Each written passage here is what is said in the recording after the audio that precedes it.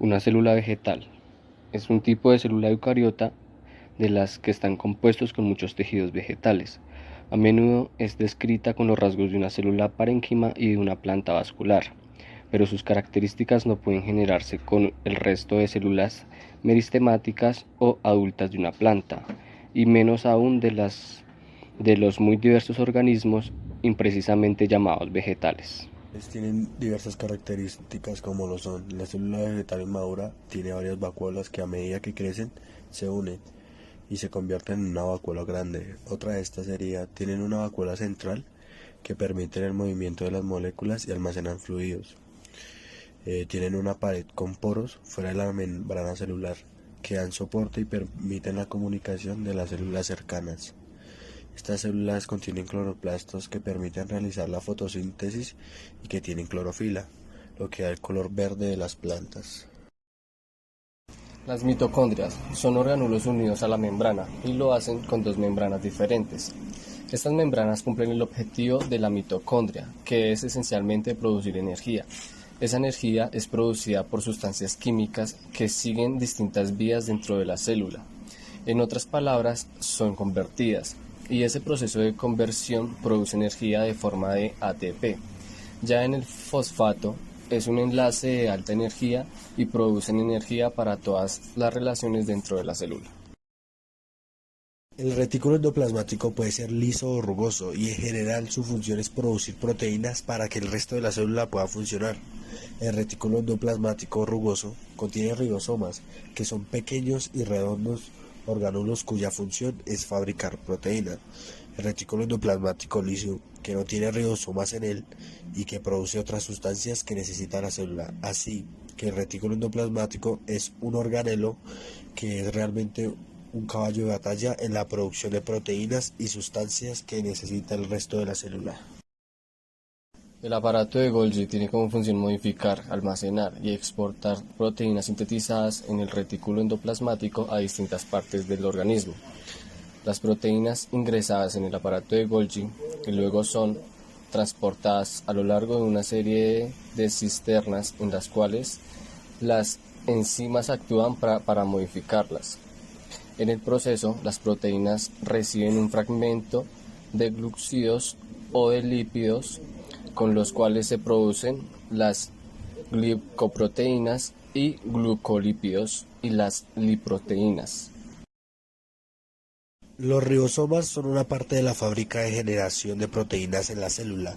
El propio ribosoma es una estructura de subunidades que se une al ARN mensajero. Esta estructura actúa como una estación de acoplamiento para la transferencia del ARN que contiene el aminoácido que pasará a formar una parte de la cadena polipeptídica en el crecimiento, que a larga se convierte en una proteína. Las vacuolas son orgánulos unidos a la membrana que se pueden encontrar tanto en los animales como en las plantas. En cierto modo, son alisomas especializados. Su funcionamiento es manejar los productos del desecho. Esto significa que pueden deshacerse de los residuos. A veces el producto de desecho es el agua y por lo tanto una vacuola tiene como función mantener el equilibrio del agua dentro y fuera de la célula. Plastos son orgánulos celulares eucarióticos propios de las plantas y algas. Su función principal es la producción y almacenamiento de importantes compuestos químicos usados por las células, así que juegan un papel importante en el proceso de fotosíntesis, la síntesis de lípidos y aminoácidos, determinando el color de frutas y flores. Membrana plasmática. Como todas las células tienen una membrana, esta está compuesta por una doble capa de lípidos y proteínas, que distinguen el interior del exterior de la célula y les permite mantener sus márgenes de presión y pH.